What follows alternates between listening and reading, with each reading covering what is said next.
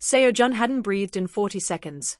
He stood at the threshold of Aria, a restaurant that smelled of scorched oil, cheap floor wax, and the kind of desperation that usually made a man of his stature turn and walk away without a second glance.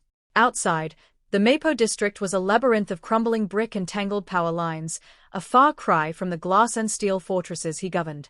He was surrounded by the silent, lethal presence of his security detail, their tailored suits a jarring contrast to the stained wallpaper and flickering fluorescent tubes that hummed like a dying insect. He was here for a handover, a simple, cold transaction with Park Do-jun. The private room in the back was supposed to be soundproof and discreet, a favor owed to a man who lived in the cracks of the city. But the business of the Grey Empire vanished from Seo-jun's mind the moment he saw her. She had her back to him, her frame leaning heavily against a laminate table as she scrubbed a stubborn ring of dried soup. Her hair, once a silk curtain he had loved to tangle his fingers in, was pulled into a functional, frayed bun. A few strands escaped at the nape of her neck, damp with the steam of the kitchen. She was wearing a yellow polo shirt that was 2 sizes too small, the fabric straining across her middle. And then she turned. Seo-jun felt the floor shift, the air in the room suddenly too thin to support his lungs. Ruth. It was Ruth, but the light that had once defined her was replaced by a hollow, haunting exhaustion. Her face was pale, her eyes shadowed with the kind of fatigue that sleep couldn't fix. But it was her silhouette that stopped his heart. She was 7 months pregnant, maybe more. The curve of her belly was unmistakable, a living testament to a timeline Seo-jun had tried to erase. The calculation started in his head before he could stop it. Always measuring, always assessing risks and outcomes. Every number led back to the same devastating truth. 9 months since he had stood in their high-rise apartment and told her that he was done. 7 months of life growing inside her while he had been playing God with the city's underworld. "Boss," Choi Sung-ho whispered at his elbow, his voice a low vibration of concern. "The room is to the left. Park is waiting." Seo-jun didn't move. He watched a drunk patron at a corner table snap his fingers at her, shouting for more water. Ruth didn't flinch.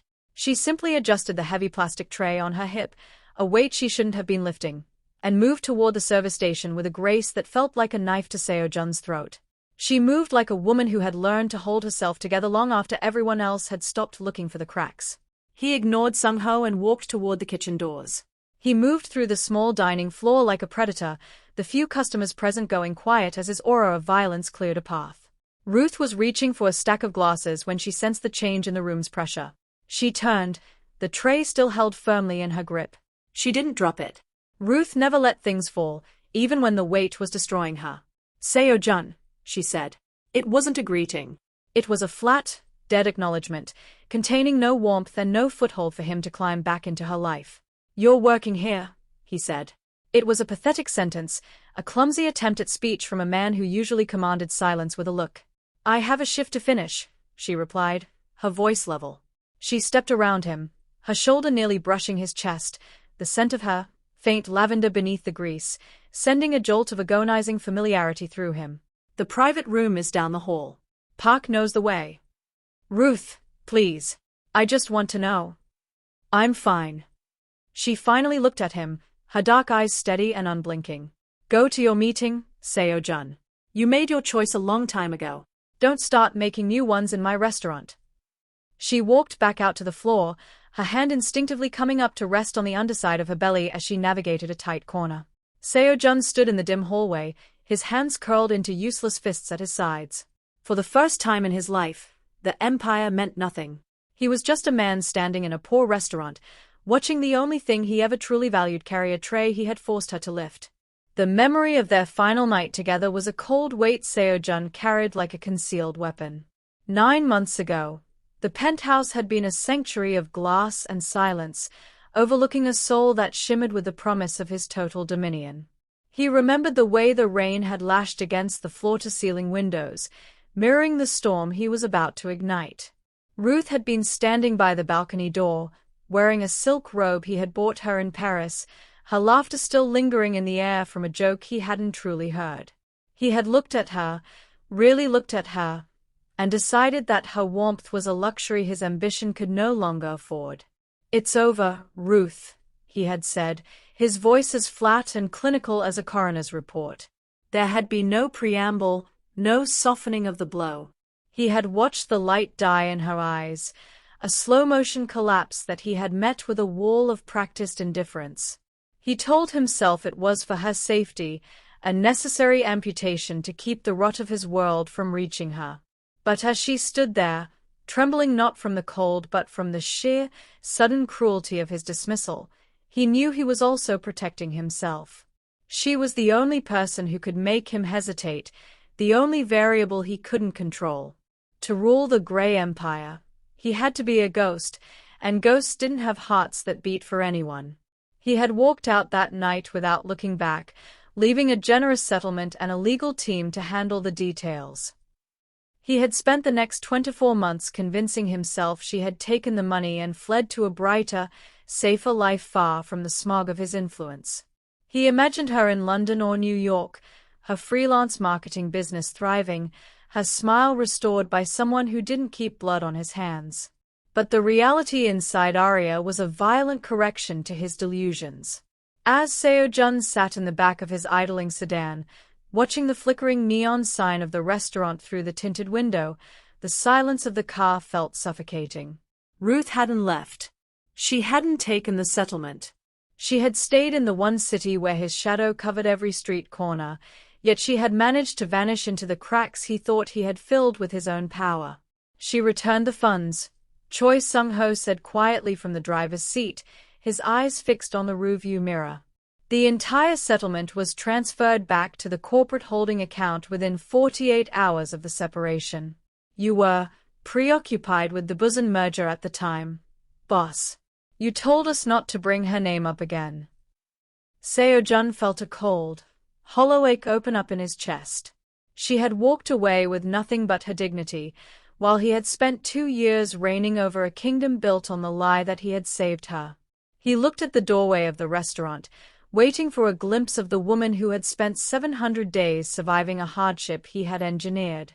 She was still in Seoul, still within his reach, yet the 9 months' silence had created a distance more vast than any ocean.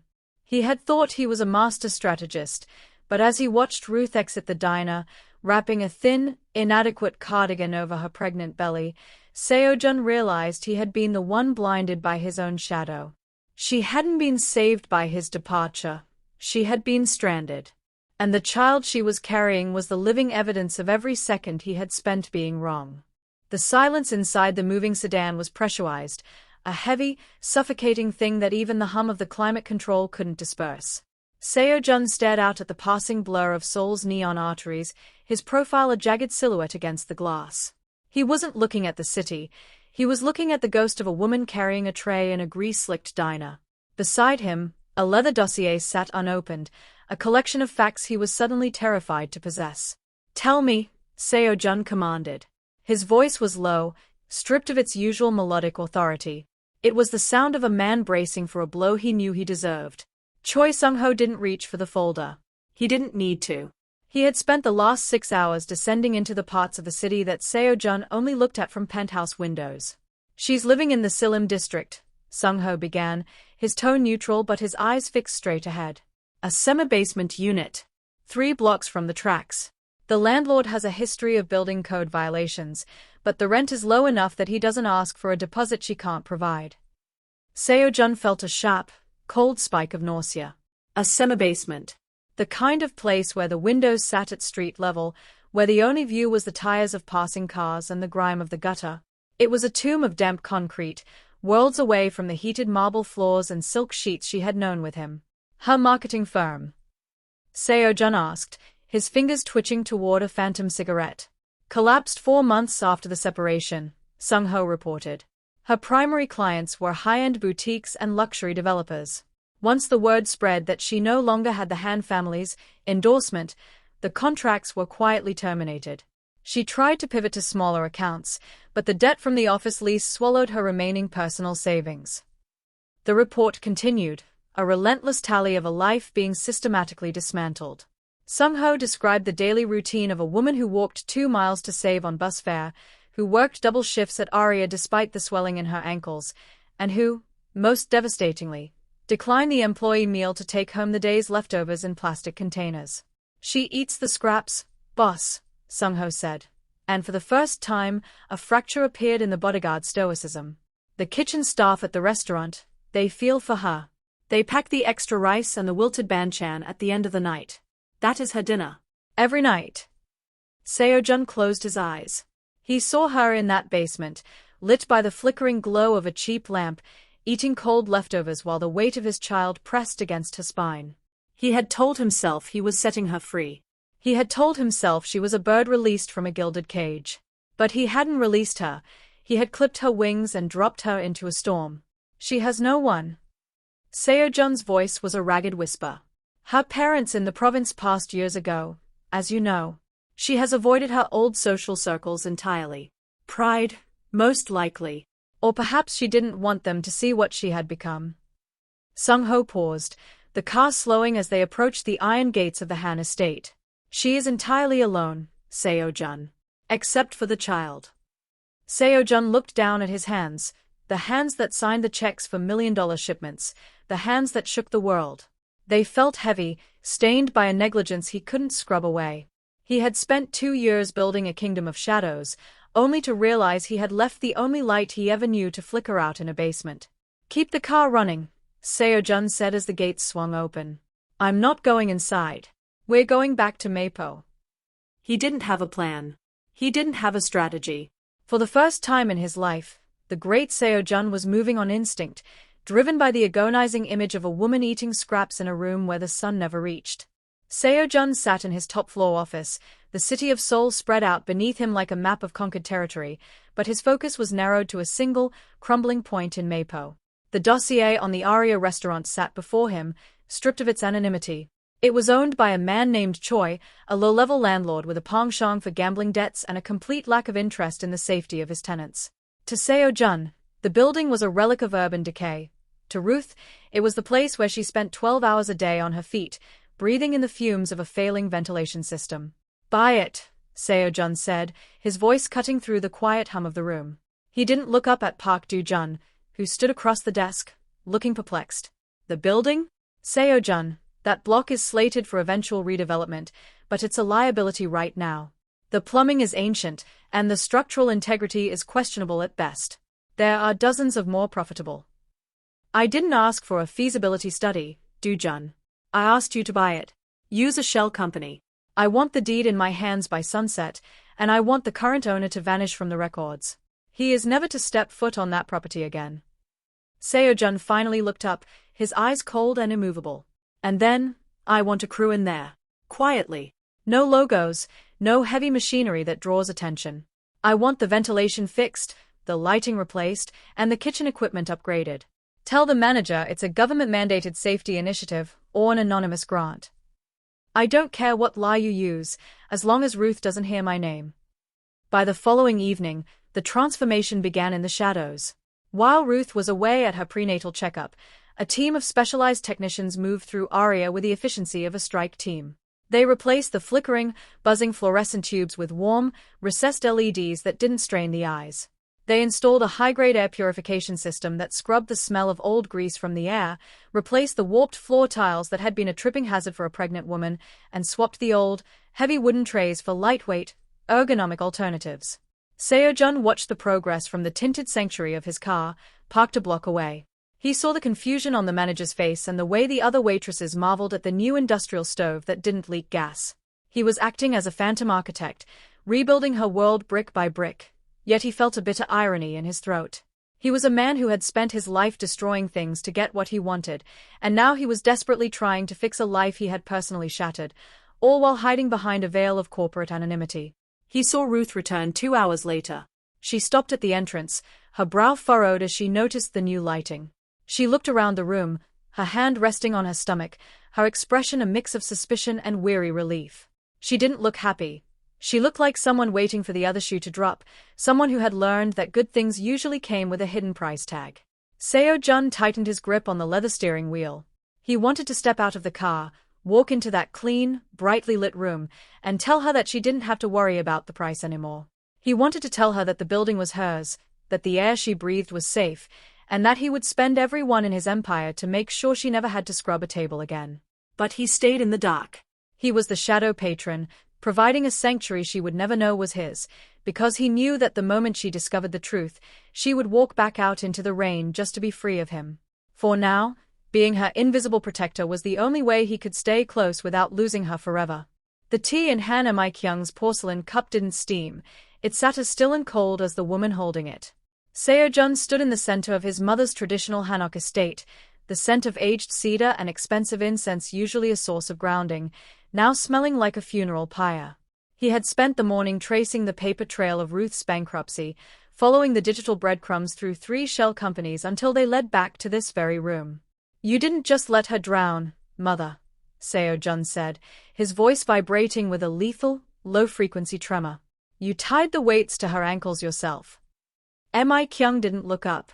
She adjusted the emerald silk of her hanbok, her movements precise, choreographed by decades of maintaining the Han family's untouchable image. "I did what a mother does. I cleaned up the mess you left behind." "You wanted a clean break, Seo-jun."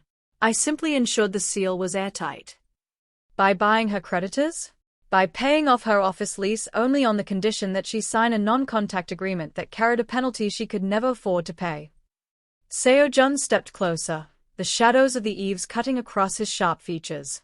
"She was starving, and you made sure that if she reached out to the only person who could help her, she would be sued into a debtor's prison. You turned her life into a cage." "She was a distraction," Mi-kyung said, finally raising her eyes. They were as hard as the jade beads on her wrist. "A girl from a nowhere family with no leverage and no pedigree. You were meant for the heights, and she was an anchor. I saw the way you looked at her, like a man who might actually hesitate if a bullet was headed her way. In our world, hesitation is a death sentence. I didn't just save your reputation, I saved your life." "And the child?" Seo-jun's voice dropped to a whisper that was more terrifying than a shout. "Did you save my life by forcing the mother of my heir to eat restaurant scraps in a basement because she was too afraid of your lawyers to call me?" A flicker of something, not guilt, but perhaps a miscalculation, passed through Mi-kyung's eyes. She set the teacup down with a sharp clack against the wood. "I didn't know about the child.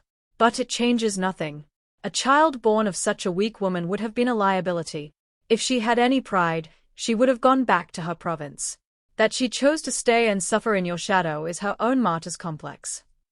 Seo-jun looked at his mother and felt a profound, chilling sense of strangerhood. This was the woman who had raised him to be a king, but in doing so, she had hollowed out any room for mercy. He realized then that the Grey Empire wasn't just threatened by rival gangs or the police, it was poisoned from the throne down. "You think you are protecting the legacy," Seo-jun said, backing away toward the door, his gaze fixed on her with a newfound clarity. "But all you've done is ensure that when I finally tear this house down to find her, there won't be a single stone left standing for you to hide behind. You didn't just sin against Ruth, Mother. You declared war on me." He turned and walked out, ignoring the sharp, authoritative call of his name. As he crossed the stone courtyard, the heavy iron gates groaning shut behind him, he pulled his phone from his pocket. His hand was steady, but his heart was a riot of fire and ice. "Sung-ho," he said into the receiver. "Cancel the shell company anonymity. I'm done hiding in the shadows of that restaurant. If my mother wants to play with contracts and cages, I'm going to show her what happens when the tiger decides he's done with the circus." The rain in Mapo was a cold, unrelenting gray, turning the streets into a blurred reflection of the neon signs overhead. Seo-jun didn't wait in the car this time. He stood under a black umbrella at the mouth of the alleyway leading to Ruth's basement apartment, his presence a dark, immovable pillar against the wind. When the bus finally hissed to a stop at the corner, he saw her.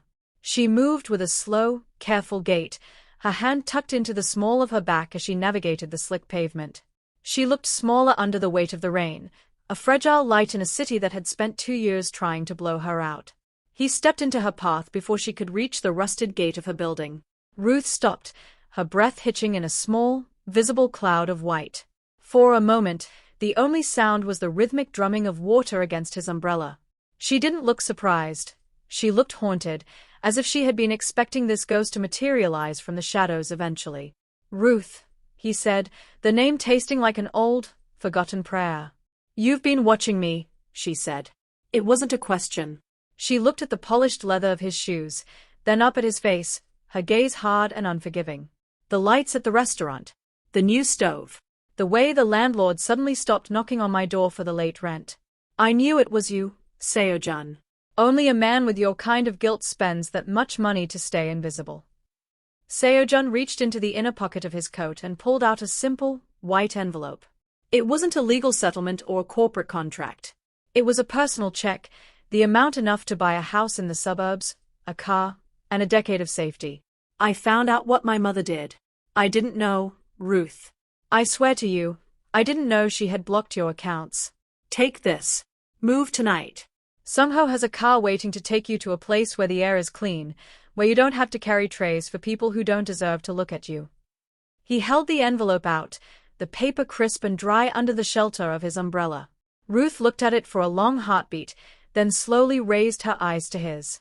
She didn't reach for the money. Instead, she tucked her chin into her damp cardigan, her expression shifting from weariness to a cold, crystalline fury.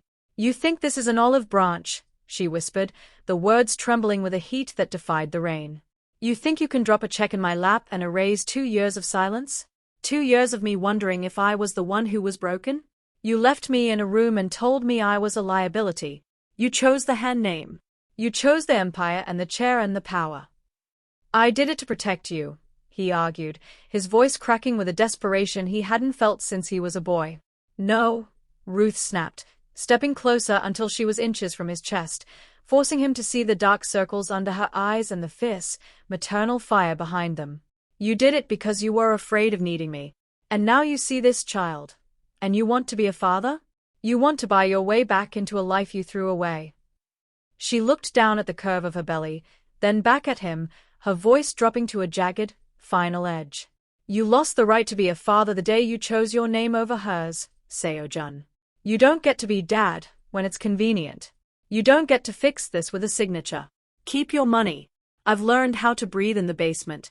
I'd rather drown there than live in a house built by a man who treats his family like a business transaction. She pushed past him, her shoulder hitting his arm with enough force to make him stagger. Seo-jun stood frozen as she descended the concrete steps into the dark mouth of her apartment. He heard the heavy thud of the door closing and the click of the deadbolt, a sound more final than any gunshot. The white envelope slipped from his fingers, falling into a puddle where the ink began to bleed into the murky water. He stood alone in the rain, the most powerful man in Seoul, realizing that for the first time in his life, he had encountered a debt that his empire simply wasn't rich enough to pay. The Grey Empire was built on the myth of Seo-jun's untouchability, a reputation carved from ice and reinforced by his absolute lack of predictable patterns. But love, or the desperate, clawing guilt that mimics it, leaves a scent. To the predators circling the borders of his territory, the sight of a reinforced black sedan idling in the gutters of Mapo every evening was more than a curiosity. It was blood in the water. The D family, a rising faction of younger, hungrier wolves from the southern ports, had been looking for a crack in Seo-jun's armor for months. They didn't need to know who Ruth was to understand her value. They only needed to see the way the great Seo-jun stood at the mouth of a filthy alleyway, ignored by a pregnant waitress, to realize they had found his jugular. Inside Aria, the air had grown thinner. The upgrades Seo-jun had forced upon the building, the brighter lights, the silent ventilation, had transformed the restaurant into a stage, and tonight, the curtain was rising on a tragedy. Ruth was moving through the dinner rush, her hand resting more frequently on the small of her back as the weight of the third trimester began to take its toll. She didn't see the 4 men in heavy, dark work jackets who took the corner booth. They didn't look like the usual neighborhood regulars, but in Mapo, men with hard eyes and scarred knuckles were common enough to ignore. Table 4 needs more water, the manager barked from the kitchen pass. Ruth nodded, grabbing a pitcher. As she approached the booth, the air in the room seemed to chill. The man sitting on the outside, a jagged youth with a bleached buzz cut and a tribal tattoo creeping up his throat, didn't look at the menu. He looked at Ruth's belly, a slow, predatory grin spreading across his face. Must be hard, he said, his voice a gravelly rasp that cut through the clatter of silverware. Working like this when you're so far along. Does the father know you're scrubbing floors for scraps, or is he too busy sitting in his high-rise? Ruth froze, the condensation from the pitcher slicking her palms. I'm just here to fill your water. Do you want to order or not? Oh, we're not here for the food, sweetheart, the man said, leaning back and kicking his boots up onto the edge of the formica table Seo-jun had just replaced. We're here because a little bird told us the king of Seoul has been frequenting this hole in the wall. We wondered what was so special about it. Now I see. You're his little secret, aren't you? His unfinished business. Outside, parked 2 blocks away, Choi Sung-ho felt the shift in the atmosphere before the radio even crackled. He watched through his binoculars as a second car, a nondescript silver van, pulled up to the curb directly in front of Aria, blocking the entrance. Boss, Sung-ho said into his comms, his voice tight. We have a situation at the site. It's the Southern faction. They've moved on the restaurant. Seo-jun, sitting in his office miles away, felt a cold, paralyzing dread wash over him. It was the one variable he hadn't accounted for, that his attempt to be near her would be the very thing that brought the wolves to her door. He had spent 2 years trying to keep her out of the crosshairs, only to personally draw the target on her back. Seal the perimeter, Seo-jun roared, already moving toward the private elevator. If a single hair on her head is touched, I want that entire district leveled. Do you hear me, Sung-ho? Burn it all if you have to, but get her out. Back in the restaurant, the man with the tattoo stood up, his hand reaching out to grip Ruth's arm. She recoiled, the water pitcher shattering on the floor, sending shards of glass and ice skittering across the tile. The customers scrambled for the exit as the silver van's doors slid open and 3 more men stepped out, carrying heavy iron pipes and suppressed side umps. Ruth backed away toward the kitchen, her heart hammering against her ribs, her hand shielding the life inside her. She looked at the door, praying for the ghost who had been haunting her alleyway to appear, realizing with a terrifying clarity that being his secret meant she was the only thing in the world his enemies could use to break him. The water on the floor reflected the flickering neon sign of the Aria, a jagged red light that looked far too much like blood. The transformer hummed once, a dying mechanical groan, before the Aria was plunged into a suffocating, pitch-black silence. Outside, the Mapo rain transitioned from a drizzle to a biblical downpour, drumming against the roof like 1,000 frantic fingers. Inside, the only light came from the erratic strobing of a silver van's hazard lights reflecting off the broken glass and spilled water on the floor. Seo-jun didn't wait for the elevator. He had abandoned his car 3 blocks away when the traffic gridlocked from the storm, running through the deluge with a desperation that stripped away the last of his carefully curated dignity. He reached the restaurant just as the front window shattered, a heavy iron pipe clearing a path for the Southern faction's soldiers. Ruth! His voice ripped through the dark, raw and stripped of its imperial calm. He found her in the narrow corridor between the kitchen and the storage room. She was slumped against a stack of flour sacks, her face a ghostly white in the gloom. Her hands were clamped over her abdomen, her knuckles white, her breath coming in sharp, shallow gasps that sounded like tearing silk. Seo-jun, she gasped, her voice small and tight with a pain that had nothing to do with the men breaking down the front door. It's too early. It hurts too much. He was on his knees beside her in an instant, his expensive wool coat soaking up the grime of the floor. He didn't need a doctor to tell him that the stress of the siege had pushed her body over the edge. This wasn't just a threat from the D family anymore, it was a biological mutiny. I've got you, he whispered, his hands steady despite the adrenaline roaring in his ears. I've got both of you. A shout erupted from the dining room. Shadows moved against the flickering hazard lights. Choi Sung-ho was somewhere in that chaos, a lone wall of lead and muscle holding back the tide, but Seo-jun knew the perimeter wouldn't hold forever. The city was blacked out, the ambulances were stuck in the flood, and the men outside were looking for a trophy to bring back to the south. Seo-jun slid one arm beneath Ruth's knees and the other behind her shoulders. He lifted her with a grunt of effort, her weight, the weight of his past mistakes and his only hope for a future, pressed hard against his chest. She groaned, her head falling into the hollow of his neck, her damp hair smelling of rain and the cheap lavender she had used to mask the smell of the restaurant. The back exit. Sung-ho's voice crackled over the comms, punctuated by the sharp, rhythmic thud of a tactical exchange. They've blocked the main road. You'll have to take the pedestrian bridge over the tracks. I'll draw them toward the wharf. Seo-jun kicked open the service door and stepped out into the fury of the storm. The rain was so thick he could barely see 5 feet ahead. He moved with a heavy, rhythmic stride, his lungs burning as he climbed the rusted metal stairs of the pedestrian bridge. Every step was a gamble. To his left, the dark silhouette of a rival vehicle lurked at the intersection, headlights cutting through the sheets of rain like searching eyes. To his right, the city lay paralyzed in the dark. He was the most wanted man in Seoul, carrying a woman the world thought he had discarded, through a neighborhood that had become a killing floor. He didn't look at the shadows. He didn't look at the sirens beginning to wail in the distance. He only looked at Ruth's face, illuminated by the occasional flash of lightning. "Stay with me," he hissed against the wind, his boots slipping on the wet metal. "Don't you dare leave me now, Ruth." "I haven't even told you their names yet." She gripped the lapel of his suit, her fingers digging into the fabric as another contraction racked her frame.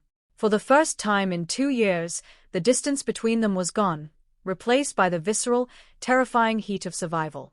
Seo-jun didn't care about the empire or the names on the contracts. He only cared about the heartbeat he could feel thudding against his own ribs as he ran into the dark, a king-turned-fugitive, carrying his world in his arms. The hospital smells of antiseptic and silence, a sterile vacuum that feels worlds away from the rain-slicked chaos of Mapo. Seo-jun sat in the hard plastic chair of the VIP recovery wing, his tailored suit ruined, his knuckles bruised, and his spirit stripped down to the bone. Through the glass partition of the neonatal unit, he could see the small, rhythmic rise and fall of a miracle. A daughter, born too early but breathing with a fierce, stubborn strength she had clearly inherited from her mother. The heavy double doors at the end of the hall swung open with a rhythmic, authoritative click. Han Seo-jun approached, her emerald silk hanbok replaced by a severe black suit that made her look like a judge presiding over a final sentencing. She didn't look at the baby. She looked at the disheveled state of her son, her expression one of profound, icy disappointment. "You've turned a private matter into a public execution, Seo-jun," she said, her voice a low, dangerous hiss. "The southern faction is in retreat, but the police are asking questions, and the board of directors is panicking. You risked the entire Han legacy for a woman who serves soup in a basement." Seo-jun didn't stand up. He didn't even look at her. He kept his gaze fixed on the tiny infant behind the glass. "The legacy is dead, Mother. I killed it tonight on the pedestrian bridge." "Don't be dramatic," Seo-jun snapped. "We can settle the girl. We can take the child and raise her with the proper pedigree. Ruth will take a larger sum now that she knows what happens when she stays. We can fix this by morning." Seo-jun finally turned his head. The glass in his eyes had shattered, leaving behind something far more terrifying: absolute clarity. "There is no we. From this moment on, you are a stranger to my house. The shell companies, the contracts, the pure lineage you spent 40 years building, it's all being liquidated. I've already instructed Du-jun to transfer the majority of the family's liquid assets into a blind trust for Ruth and the girl. You will have your estate and your pension, but you will never have a seat at my table again. You would cast aside your own mother for a commoner." Seo-jun's voice finally trembled, the mask of the matriarch slipping to reveal a panicked old woman. "I'm casting aside a monster to become a man," Seo-jun said, standing up slowly. He towered over her, but there was no violence in his posture, only a final, weary dismissal. "You told me once that hesitation is a death sentence. You were wrong. It was the only thing that kept me human. Now, leave. My family is resting." He watched her walk away, her shadow shrinking as she moved down the long, white corridor until the doors closed behind her for the last time. The silence that followed was different now. It wasn't the silence of a grave, but the silence of a sanctuary. He walked into Ruth's room. She was awake, her face pale and framed by the harsh light of the monitors, but the fire in her eyes had softened into something resembling a truce. She watched him approach, noting the way he moved, not with the predatory grace of a boss, but with the hesitant, heavy steps of a man who knew he was standing on holy ground. He sat on the edge of the bed, not reaching for her hand this time, waiting for her to offer the space. "She has your nose," Ruth whispered, her voice a ragged thread. Seo-jun felt a tear, hot and unbidden, trace a path through the dried salt and rain on his cheek. "She has your heart, Ruth. I saw her breathing." She didn't wait for permission. She just fought.